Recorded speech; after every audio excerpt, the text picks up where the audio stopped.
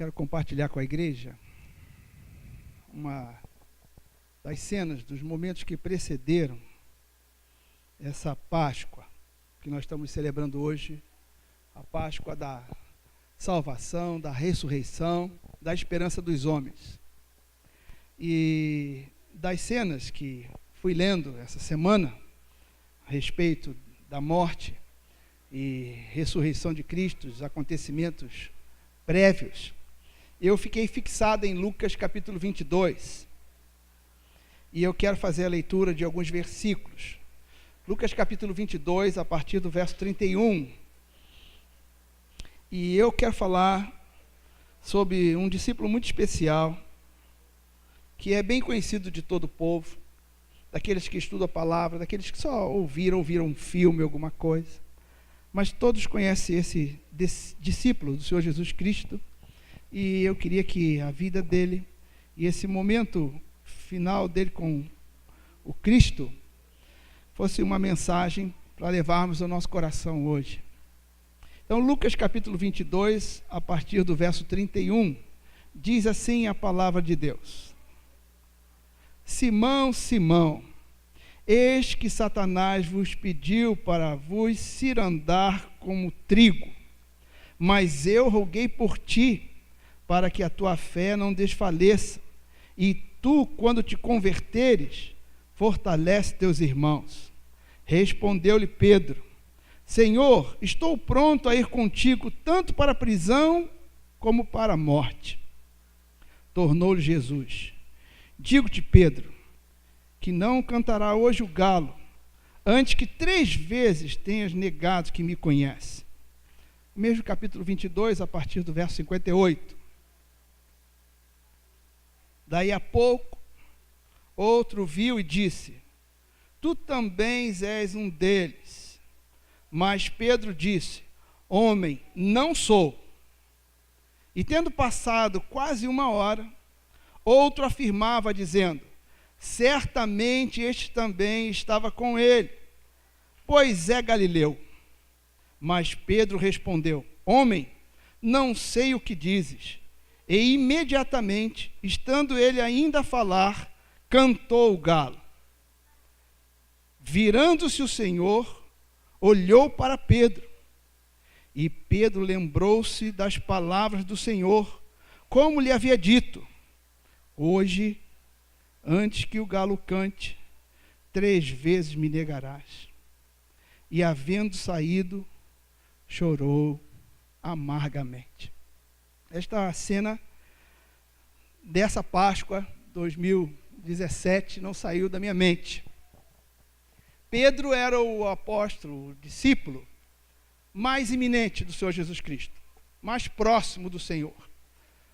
Dos 12, houve uma seleção especial de 3 discípulos que acompanhavam o Senhor numa atividade muito nuclear: Pedro, Tiago e João. Mas a Pedro, como nós sabemos, havia um ímpeto. Pedro era aquele que respondia rapidamente, que confiava rapidamente, que agia. Era um homem enérgico, um homem vibrante. E esse, então, era aquele discípulo que se distinguia de todos os outros. O texto que lemos diz que quando Jesus foi preso, ainda lá no monte, esse Pedro tinha uma arma, ele tinha uma espada.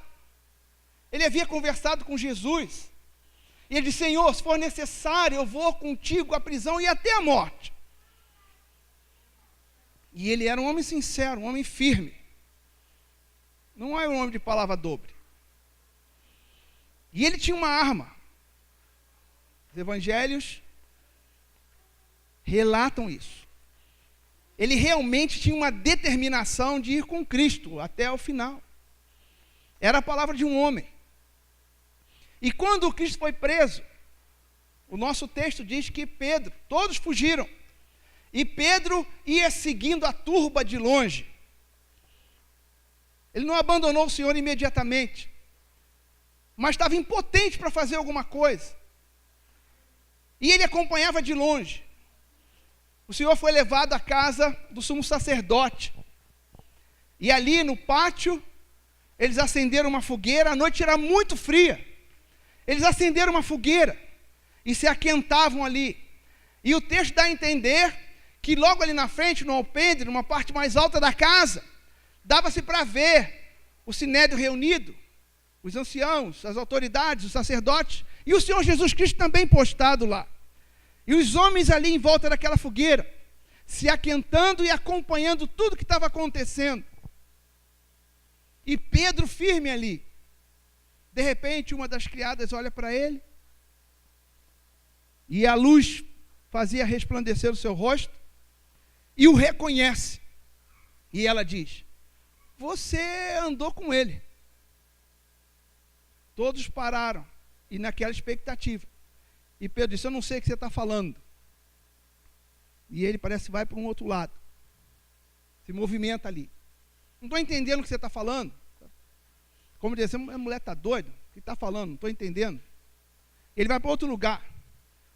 E um começa a conversar com o outro e diz assim: olha, verdadeiramente esse homem andava com ela, um deles. Você era um deles. Eu não conheço esse homem. Pedro disse assim: eu não conheço esse homem.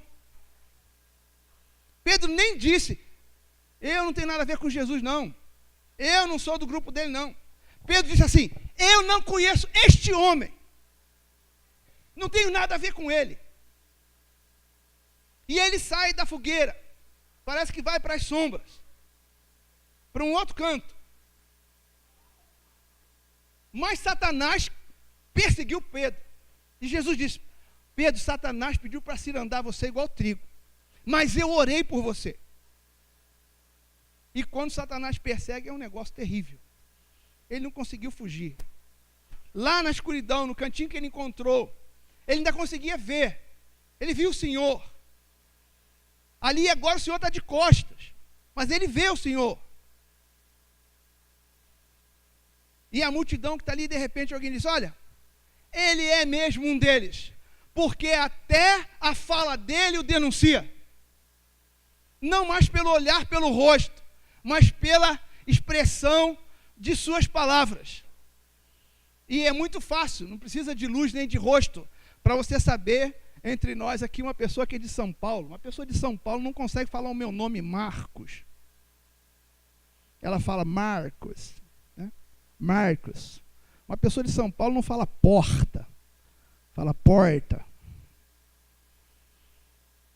E Pedro, ele era galileu, e ele conversando e falando assim: realmente você era um deles, porque você fala como um galileu, você era deles. Imediatamente, quando Pedro está dizendo: não conheço esse homem, não tem nada a ver com ele. Quando ele diz assim, antes de terminar a frase, o texto diz: o galo cantou. O galo cantou foi uma profecia de poucas horas atrás. Uma profecia de poucas horas atrás. A declaração de amor de Pedro e fidelidade foi feita há poucas horas atrás. Ele disse: Senhor, se for necessário, vou contigo à prisão e à morte. E Jesus disse: olha, ainda hoje, nessa noite, antes que o galo cante, 3 vezes me negarás. E quando o galo cantou, incrivelmente, Pedro se despertou. E foi automático, porque o galo cantou, ele lembrou e ele olhou para Jesus. E Lucas relata que Jesus se vira totalmente e na escuridão Jesus olha para ele. O Senhor se torce e vira-se para ele lá na escuridão onde ele está, e os olhos se fitam. E Pedro cai em si, diz o texto. Ele cai em si e chora amargamente. Levanta-se e vai embora. Então esse texto ficou, essa imagem na minha cabeça. Esse homem maravilhoso, Pedro, esse homem era maravilhoso. E as intenções deles eram perfeitas. Um homem de caráter, um homem firme, um homem sério, um homem que acreditava. Nós conhecemos o chamado de Pedro. Jesus pregando o evangelho uma vez à beira-mar. as pessoas eram numerosas e encostavam neles. Eu preciso usar o seu barco, Pedro. Eu posso usar o seu barco? Sim, Pedro permitiu. Pedro havia pescado a noite toda, não pegou nada. Estava limpando as redes. Jesus sobe no barco dele, prega uma mensagem. E ao final da mensagem, Jesus vira para Pedro e diz assim: Pedro, lança a rede de novo, vai pescar. E ele sabia que não tinha peixe, já tinha fracassado a noite toda de trabalho. E ele diz para o Senhor: Senhor, não tem peixe, eu sei que não tem peixe, não adianta. Mas Pedro diz assim: mas sobre a tua palavra eu vou obedecer. E ele foi, lançou a rede, e foi uma pesca maravilhosa. Pedro era obediente. E ele se submetia à autoridade. Era um homem bom. Era um homem de caráter. Em outro momento, os discípulos estão no mar, e o mar está revolto. O Senhor tinha ficado em oração no monte. E o Senhor desce para encontrá-los, e o Senhor decidiu ir caminhando sobre as águas. E quando chega perto do barco, eles veem aquele vulto, os discípulos ficam aterrados de medo. E dizem: é um fantasma, é alguma coisa que não conhecemos, não sabemos, o que é isso? E Jesus: não, calma, sou eu, não tenho medo. E Pedro então se lança à frente: se é o Senhor, fala para que eu vá ter com o Senhor aí sobre as águas. E Jesus disse: então vem, Pedro. E ele desceu do barco, e ele deu uns passos e andou, e foi chegando perto do Senhor. Mas como o mar estava muito agitado e muito vento, ele olhou as circunstâncias em volta, ele começou a afundar. E ele então pediu: Senhor, socorre-me. E o Senhor o pegou, e os dois foram para o barco. Pedro era ousado, e ele cria, ele tinha fé. Um discípulo maravilhoso, realmente distinguido entre todos. Em outro momento, o Senhor permitiu estar ali no Monte da Transfiguração. Estavam lá Pedro, Tiago, João. E ali o Senhor se transformou, mostrando a sua verdadeira identidade, sua glória, seu rosto resplandecente. Passaram um tempo ali. Pedro teve essa experiência. Pedro foi selecionado para entrar na casa de Jairo. A filha de Jairo, 12 anos, a menina estava morta. E todos se riam, porque Jesus disse: ela só dorme. Fiquem tranquilos. E Pedro então é convidado, junto com Tiago e João, aquele grupo pequeno, para subirem até onde a menina estava, morta, no seu leito, junto com o pai e a mãe. Então o Senhor faz a menina levantar, entrega a menina a seus pais e manda alimentá-la, dá comida a ela, ela fica perfeita. Pedro viveu todas as oportunidades de fé e de esperança, e ele conhecia Jesus Cristo. Então quando ele disse: Senhor, eu estou pronto a ir contigo para a prisão e até a morte, era uma decisão de Pedro, do coração de Pedro. O melhor dos homens só é um homem. O melhor dos homens é simplesmente homem. E os homens são assim. Aquele olhar de Jesus para Pedro é o olhar de Jesus até hoje sobre cada um daqueles que creem nele. Porque o olhar de Jesus revela quem realmente nós somos. Aquilo que ninguém vê, aquilo que ninguém conhece da criatura humana, aquilo que é a mazela da nossa alma, aquilo que a nossa estética esconde das pessoas. O olhar de Jesus revela hoje, a cada dia. Então a queda de Pedro é porque ele era simplesmente homem. E a Bíblia diz que todo homem é pecador. Todo homem é decaído. Não existe um justo sequer. Ninguém pode bater no peito e dizer: eu sou bom, eu sou correto e sou justo. Porque faz Deus um mentiroso. É o que a Bíblia diz. O melhor dos homens é um tremendo pecador e fraco. O olhar de Jesus falou profundamente à alma de Pedro. Mas é impressionante que uma figura, para fazer detonar o pensamento dele, que parecia que estava cego diante das circunstâncias, um pequeno pássaro, um pequeno animal, foi a profecia do Senhor. Hoje ainda, Pedro, antes que o galo cante 3 vezes, você vai me negar. Um pequeno animal. o cantar do galo. Interessante como pequenas coisas na nossa vida trazem muita coisa à nossa memória.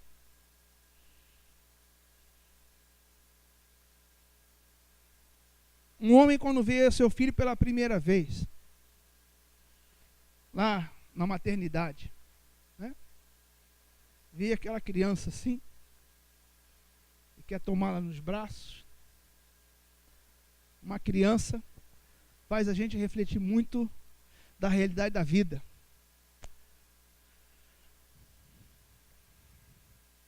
Davi, o grande rei Davi, por sua fraqueza humana, por cometer um pecado diante de Deus, experimentou uma perda muito grande.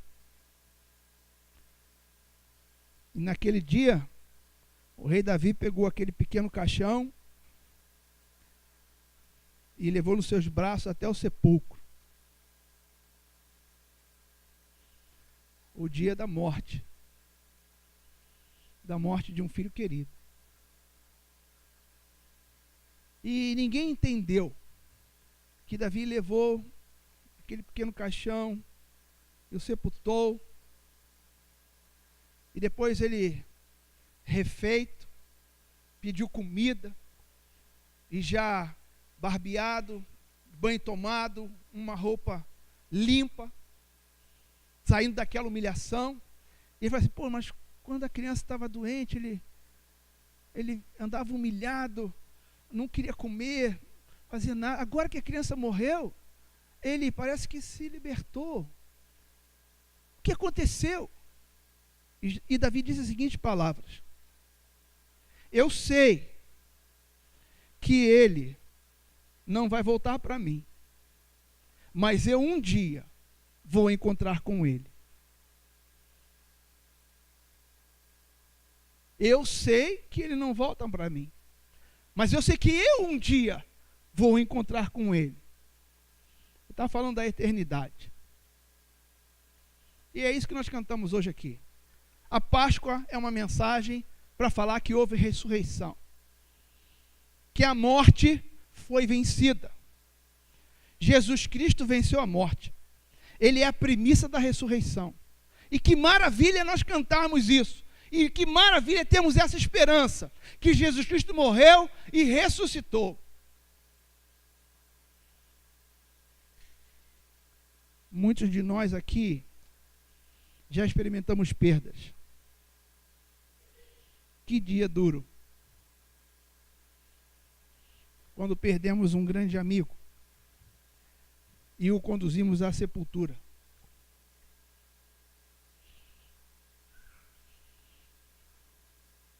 Que dia difícil.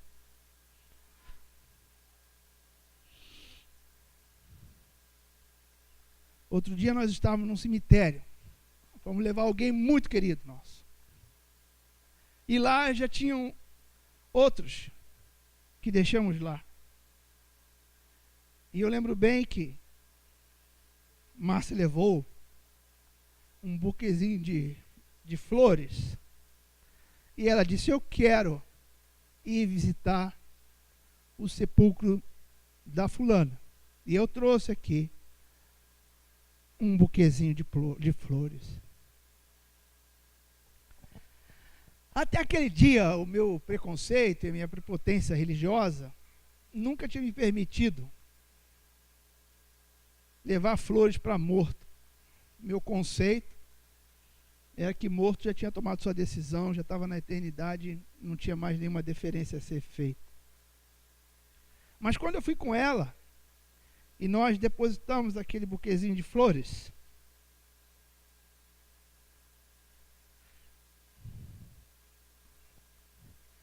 veio à minha mente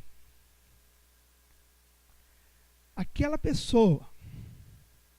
Ela cantou essa música que nós cantamos hoje aqui, Pela Via Dolorosa. Nós não conhecíamos, a minha família não conhecia essa música.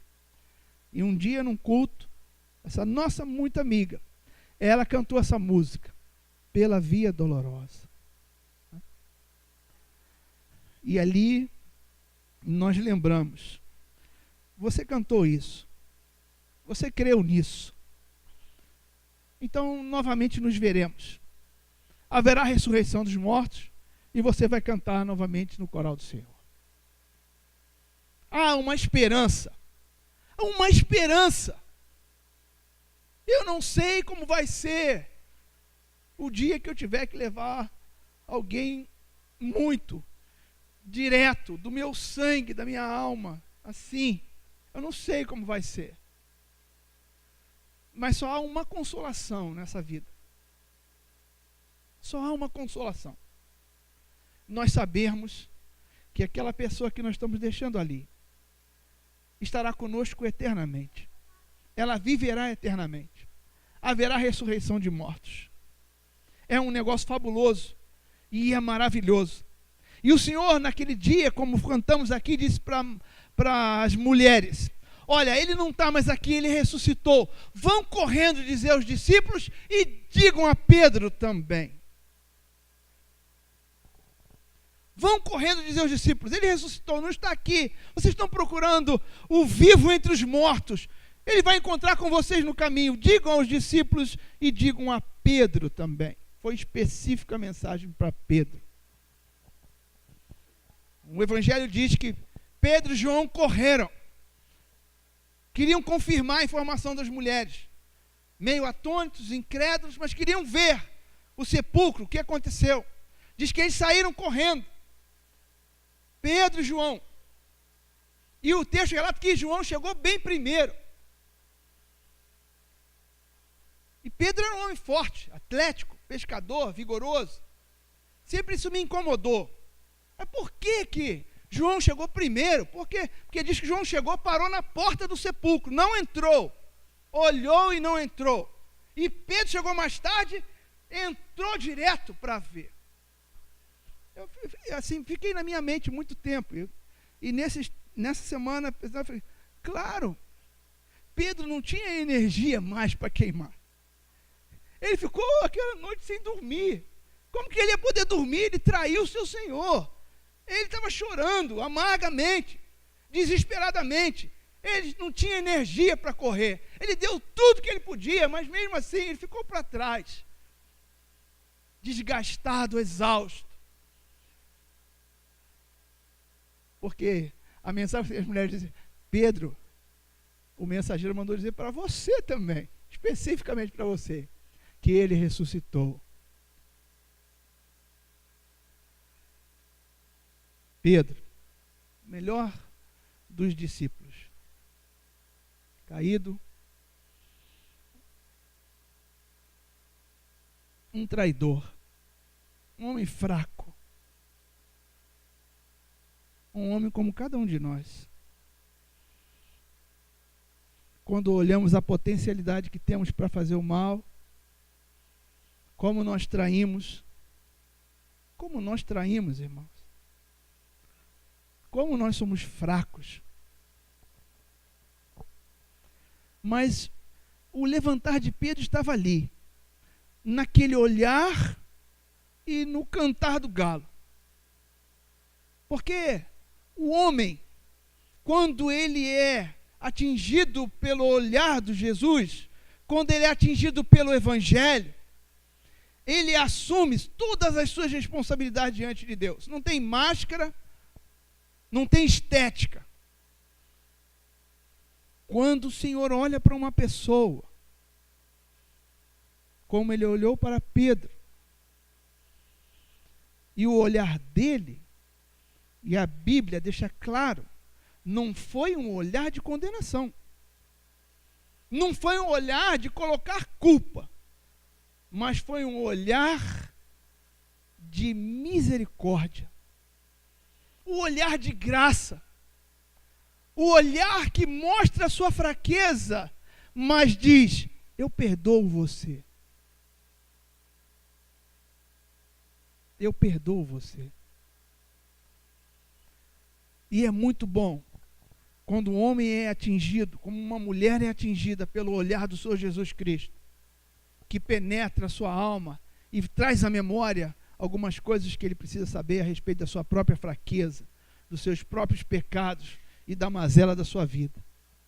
Pedro precisava receber aquele olhar.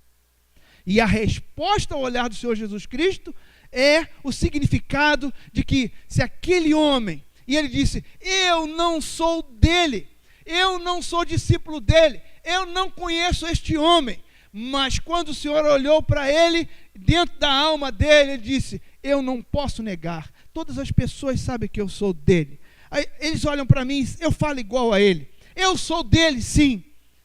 E arrependido chorou amargamente. O olhar de Jesus tem esse poder. Não olha a estética da pessoa, mas olha a pessoa e faz a pessoa lembrar da onde ela caiu.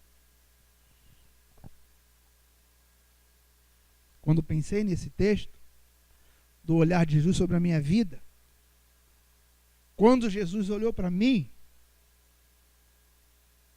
eu sei aonde eu caí.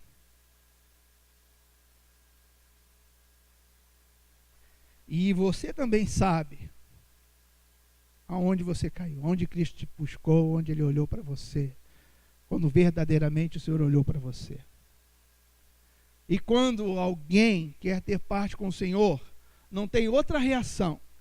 Quando Cristo penetra a nossa alma, quando Cristo fala ao nosso coração, aqueles que são de Deus mesmo, não tem outra reação. Eles não podem suportar,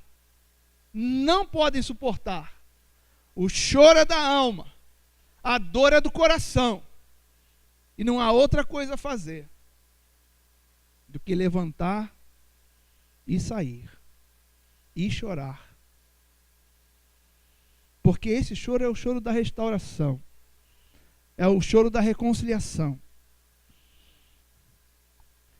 é o choro que leva à aproximação do Senhor, é o choro que traz de volta a esperança, é o choro que vê a ressurreição. Pedro chorou amargamente, e isso lhe foi imputado como um arrependimento. E o homem é levantado assim, porque quando o homem é fechado em si mesmo, quando ele acha que ele pode fazer muita coisa, quando ele carrega as suas espadas, quando ele tem os seus próprios projetos, quando ele manda na sua própria vida, a Escritura diz, esse está morto em si mesmo. Mas quando o homem recebe o olhar penetrante de Jesus Cristo e a palavra do Evangelho entra na vida dele, quando ele olha para ele mesmo e vê a capacidade que ele teve de magoar, de trair pessoas que o amam, que o amaram, de quebrar sua palavra. Quando Deus realmente penetra no coração, não tem outra coisa a fazer. Ou você se arrepende dos seus pecados e busca o Senhor Jesus Cristo desesperadamente e corre com as forças que ainda te restam. Ou, como diz a Escritura, naquele dia haverá grande surpresa, choro e ranger de dentes. Mas para nós que celebramos a Páscoa hoje, irmãos, para nós que celebramos a Páscoa hoje, a mensagem para nós nesse tempo é: o Senhor ressuscitou. Glória a Deus. Você é convidado a também ser discípulo dele. Você também é convidado a participar da ressurreição de Cristo, não morrer eternamente. Essa é a mensagem do Evangelho. Vão rápido, mulheres, e avise os discípulos, avise a Pedro. E hoje, ele diz, Marcos, avisa o povo, aqueles que estiverem lá sob a tua palavra em Bitiba, avisa o povo que há esperança, que há vida eterna, que há restauração, que há cura, que há milagre, que há coisas extraordinárias do reino de Deus, indizíveis, que estão à disposição do povo. Jesus Cristo ressuscitou, glória a Deus e aleluia, podemos crer e podemos celebrar. Glória a Deus, Ele já ressuscitou. Tenho paz com Ele, pertenço a Ele. Cada um em si, nada vale por si mesmo. Nada vale por si mesmo. São vasos vazios, vasos de barro. De um minuto para o outro, não somos mais nada. De um dia para o outro, de um momento para o outro, deixamos de existir, irmãos. Essa é a realidade da nossa vida. Temos que ter o Cristo, temos que ter a esperança da ressurreição em nós. Temos que ter. E hoje, a mensagem que eu quero que você leve para casa, que você reflita. E eu tinha pedido muito, Senhor, que os meus olhos hoje sejam os teus olhos. Que as minhas palavras sejam as tuas palavras. Que o Senhor possa misturar as suas palavras com as minhas, para que o teu evangelho, através do meu olhar, possa penetrar a vida de muitas pessoas. Essa foi a minha oração. Para que alguém olhasse para si mesmo e dissesse: eu pequei contra o Senhor, eu preciso da salvação do Senhor. Eu preciso de restauração com o Senhor. Não está valendo assim. Não está valendo mais assim. Eu preciso de uma esperança. E é isso que eu quero desafiar alguém aqui, em nome do Senhor Jesus Cristo.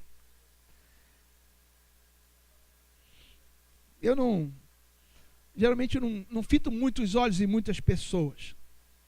Mas como a mensagem foi essa, e na minha cabeça foi isso, quando o Senhor olhou para mim, e eu vi tudo que eu era, como eu era de verdade, e eu disse: não dá, não quero assim.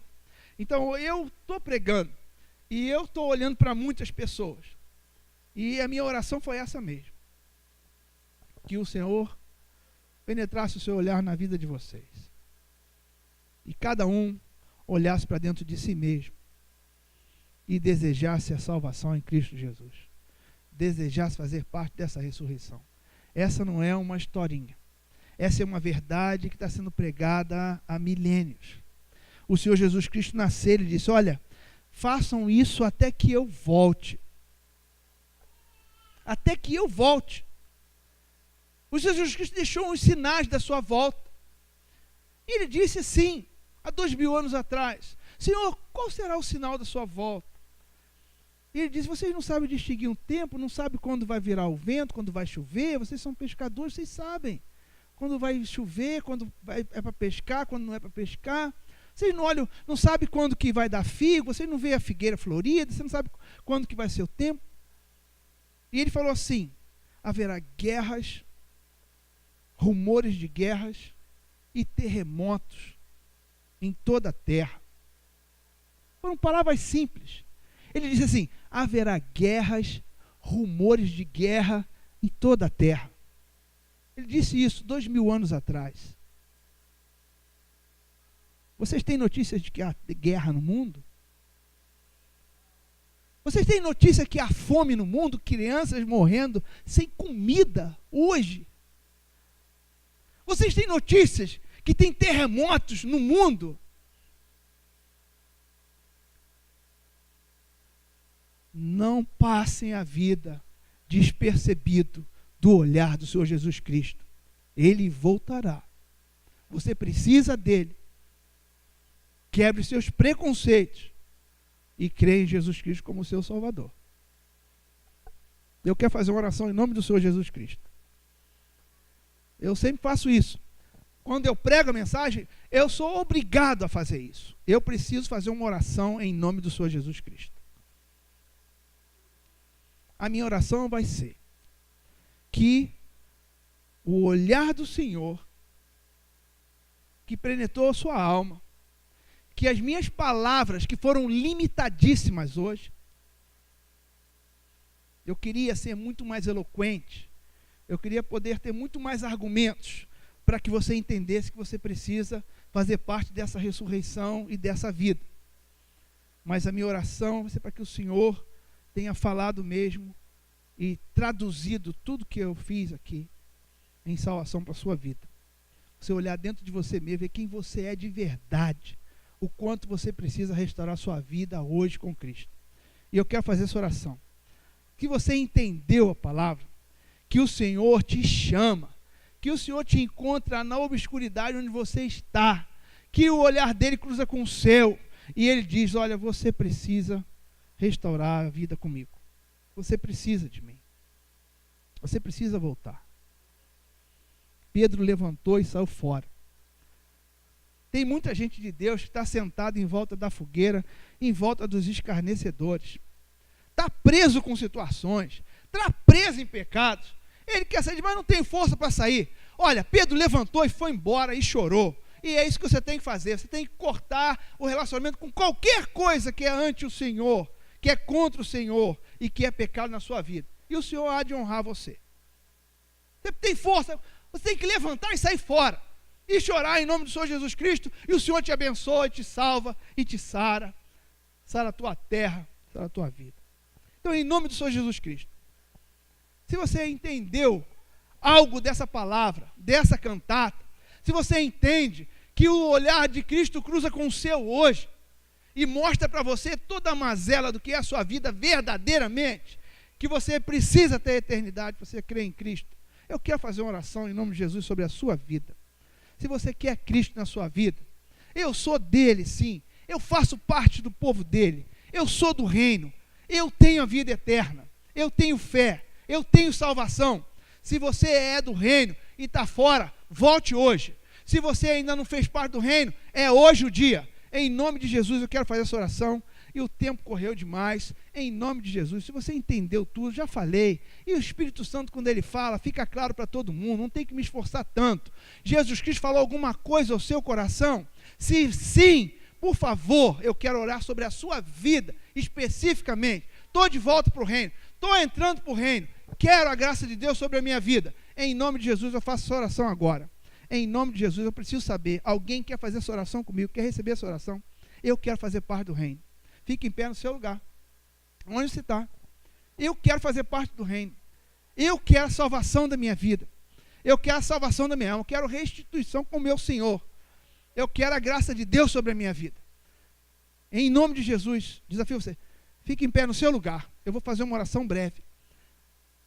Em nome de Jesus. Deus abençoe. Deus abençoe. Eu quero fazer parte do reino. Não posso ficar fora. Eu quero parte com Ele. Ele é o Salvador. Ele tem poder. Ele te ajuda. Em nome de Jesus. E eu quero fazer parte do reino. Pedro levantou e saiu fora. Não, aqui mais não vou ficar. Em nome de Jesus, eu quero fazer parte do reino. Eu quero que Jesus perdoe os meus pecados. Sou fraco, preciso do Senhor. Só tem um jeito, irmãos, de nós recebermos a graça de Deus. Quando nós confessamos que somos fracos, que precisamos da graça de Deus. Precisamos da ajuda dele. Não tem outro caminho.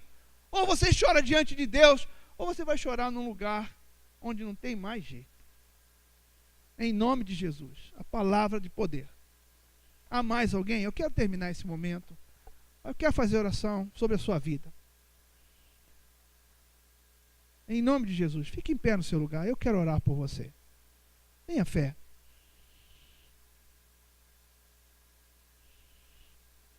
Pai, te dou graça por esse encontro aqui. Esse encontro, por certo, nós da igreja trabalhamos muito, ensaiamos, e foram muitas horas vindo aqui para apresentar essa cantata, para mostrar a beleza do teu reino, a beleza da salvação. Em Pedro, Senhor, nós vemos que não há quem não possa ser salvo. Até o melhor dos teus discípulos, ó Deus, caiu e precisou de restauração, precisou chorar.